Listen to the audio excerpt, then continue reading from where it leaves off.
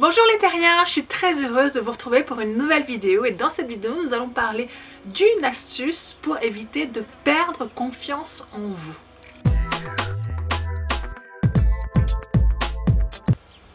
Alors quand on démarre en marketing de réseau, en général on est tout excité et enthousiaste par notre nouvelle opportunité que l'on vient de découvrir et on commence un petit peu à en parler à tout le monde.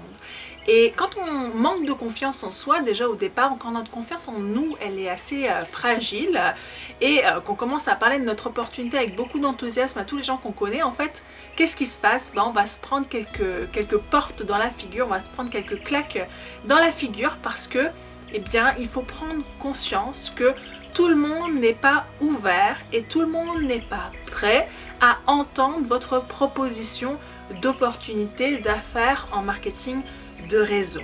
Et les gens ont cette capacité à vous poser des questions qui vont éventuellement vous mettre mal à l'aise, qui vont éventuellement vous faire vous sentir vraiment moins que rien, un petit peu comme une merde et qui vont faire descendre votre confiance en vous. Et ça c'est vraiment pas agréable. Et c'est vraiment une erreur que je vois beaucoup de personnes faire en marketing de réseau. C'est d'ailleurs une erreur que moi-même j'ai commise. C'est vraiment de parler de cette activité à tout le monde et de ne pas me protéger en fait. Et c'est important dès le départ de vous protéger et déjà de vous rendre compte que c'est pas parce que quelqu'un dit non à votre opportunité qu'il vous dit non à vous. Mais c'est vrai que quand on part tellement avec un tel enthousiasme, on a l'impression que quand les personnes ont des objections, elles nous attaquent nous et non pas l'opportunité qu'on leur présente. Et c'est certainement parce que on est tellement entier, on est tellement à fond dans nos présentations qu'en fait vraiment on a le sentiment que c'est contre nous que les gens en ont et en fait c'est surtout qu'ils veulent pas démarrer, qu'ils adhèrent pas à l'activité, au marketing de réseau. Donc déjà une des choses très importantes pour vous protéger et que votre confiance en soi ne soit pas trop affaiblie, trop touchée par les personnes qui vous disent non ou les personnes qui critiquent ou qui ont des objections, eh bien ça va vraiment être de vous différencier. Vous n'êtes pas l'opportunité que vous présentez, il y a vous et il y a l'opportunité. C'est pas parce que les gens ne veulent pas démarrer dans votre activité qu'ils ne vous aiment pas. Il faut vraiment savoir prendre du recul. Alors plus on a une confiance en soi basse, plus c'est difficile en fait de prendre du recul et on a tendance à s'identifier aux activités qu'on fait. Donc ça c'est un travail à faire et c'est sûr que plus votre confiance en vous elle sera élevée et plus ça sera facile. Alors quand on a une confiance en soi aussi faible, eh bien une autre astuce c'est de ne pas en parler à tout le monde comme ça de but en blanc. Et d'ailleurs c'est pas forcément une très bonne idée de parler de votre opportunité à tout le monde comme ça directement. Vous rencontrez quelqu'un, bah oui je fais du marketing de réseau, ça t'intéresse, tu veux démarrer, je te fais une présentation. Enfin c'est hyper rapide parce qu'on sait que de toute façon les personnes qui vont vous suivre sont des personnes auprès de qui vous avez une certaine crédibilité et qui vous font confiance. Donc les gens que vous venez de rencontrer, il n'y a aucune raison que vous soyez crédible ou qu'ils vous fassent confiance, à moins peut-être que vous ayez un poste particulier ou une profession particulière qui justifierait qu'ils vous croient en fait et qu'ils aient envie de faire affaire avec vous. Mais sinon, ça c'est pas établi, donc c'est hyper rapide et en plus c'est le meilleur moyen de ne pas se faire d'amis, de faire fuir les gens et vraiment il faut bien se mettre dans la tête que tout le monde n'est pas ouvert. Donc une des questions que vous pouvez poser qui est vraiment la question la plus simple du monde en marketing de réseau à retenir et à employer, à utiliser, c'est est-ce que tu es ouvert à une opportunité? Et en fait, juste cette question-là va déjà voir si la porte est ouverte ou si la porte elle est fermée et qu'on vous donne tout un tas d'excuses. Oh non, tu sais, moi j'ai pas le temps. Oh non, tu sais, moi je veux pas changer de travail, c'est trop risqué. Oh non, tu sais, voilà. Et si vous avez ce type de discours en face de vous, vous savez que la personne elle est pas ouverte, c'est même pas la peine d'aller mettre le pied à l'intérieur. Et ça c'est hyper important. Ça va vous permettre, encore une fois, d'ajouter une espèce de couche de protection pour ne vous lancer dans une présentation que déjà avec des personnes qui sont un minimum ouverts. Et puis il y a le côté prêt, être prêt à recevoir une opportunité. Il y a des personnes qui ont tellement de choses dans leur vie à s'occuper qu'elles sont juste pas prêtes à s'occuper d'une opportunité. Peut-être qu'elles vont être intéressées, mais elles sont certainement pas prêtes parce qu'elles n'ont pas de temps, parce qu'elles n'ont pas le développement personnel qui a été fait derrière, peut-être parce qu'elles n'ont pas le réseau. Donc regardez aussi à qui vous présentez votre opportunité de marketing de réseau et demandez-vous si c'est une personne que vous avez vraiment envie d'avoir dans votre réseau, que vous avez vraiment envie d'avoir au téléphone tous les jours pour l'aider, pour lui faire comprendre comment ça marche, pour répondre à ses questions, pour l'encourager, pour la féliciter également.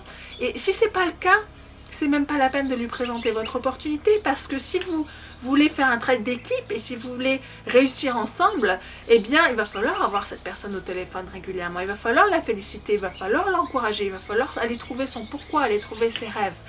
Donc j'avais fait une vidéo sur le fait que il ne s'agit pas de parrainer tout le monde et il ne s'agit pas de parler à tout le monde. Mais pour aller un petit peu plus loin, je voulais vraiment vous faire cette vidéo sur la confiance en soi, parce que je sais que beaucoup d'entre vous manquent de confiance en vous, avez vraiment l'impression qu'on se fiche de vous, que votre entourage se fiche de vous, pense que vous n'y arriverez jamais.